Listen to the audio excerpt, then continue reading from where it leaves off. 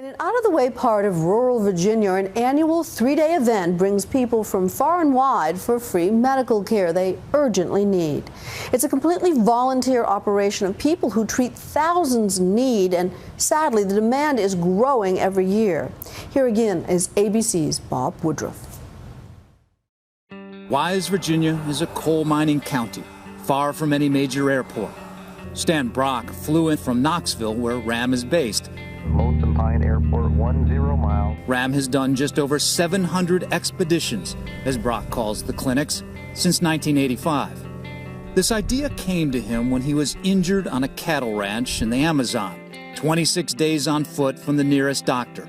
To help others, 9-6. He brought medical teams to other undeveloped countries like India, Haiti. Morning. But what Brock quickly learned was that there was desperation in the U.S. as well, especially in places like Wise, where jobs have disappeared and few doctors hang their shingles.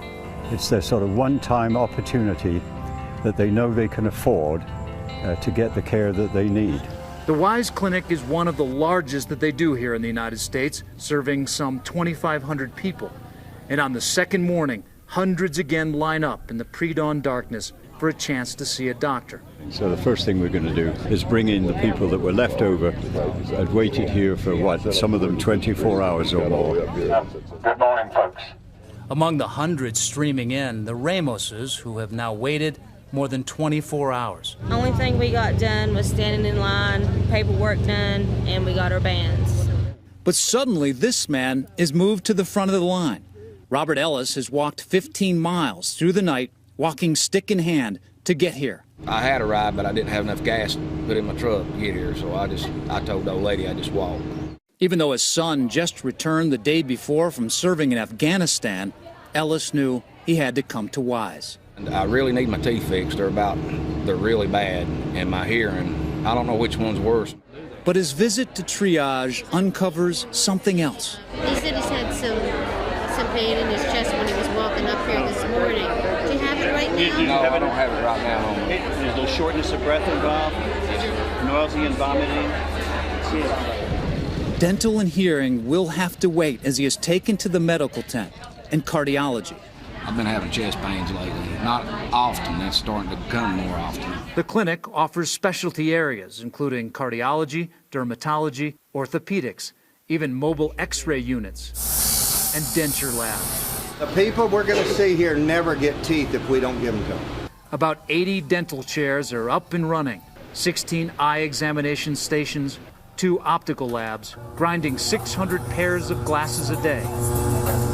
We carry about 10,000 lenses on here. Manning it all are those volunteers. And that is in what town? Whose ranks have grown by one as Virginia Senator Tim Kaine slips into registration to do his part. And how about an emergency contact, family members? By Brock's estimation, Kaine is one of only a dozen or so politicians who have ever been to a RAM event. People will drive for days, and then they'll get here 2 or 3 days early to camp and wait so they can get care, and this is the most powerful nation on earth. But we can do so much better.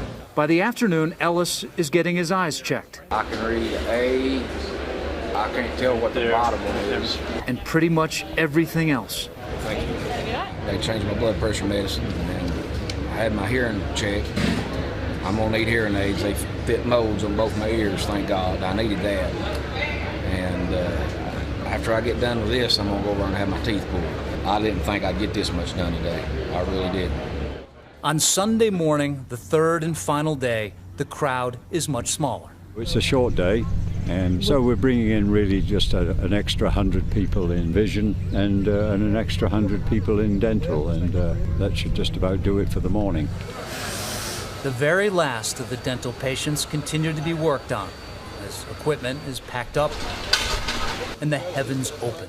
We don't need to be doing this in the world's richest country. I would rather be back in Haiti and India and Africa and where this organization began in the Amazon than doing it here in the world's richest country. But I don't see this ending anytime soon. The numbers from the weekend support the claim. Some 1,200 dental patients have been seen, 4,000 teeth pulled, 900 pairs of glasses provided. In total, over $2 million worth of health care provided all free of charge.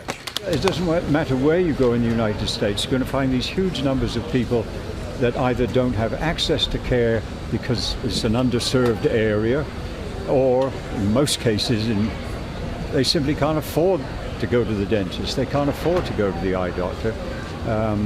And so they're going to be relying on the kind of services that we provide. For Nightline, I'm Bob Woodruff in Wise, Virginia.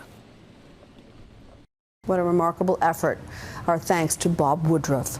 For more about remote area medical, visit our website at abcnews.com/nightline.